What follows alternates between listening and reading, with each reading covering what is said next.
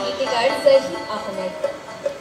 এই গানটির আভ্যন্তরীণ এবং বাহ্যিক অর্থে বিভিন্নভাবে বিশ্লেষণ শোনা যায়, কিন্তু সব থেকে প্রচলিত অর্থে যেটা রয়েছে, যেখানে ভক্ত তার যে মনের মানুষ তথা ভগবানের যে বিচিত্র বিশাল এক সৃষ্টি সংখ্যার, সেখানে মুগ্ধ হয়ে ভগবানকে প্রশ্ন করছেন, তোমার ঘরে বসত করে কয়জনা, তার অন্তরে কত শিল্পীর বসবাস।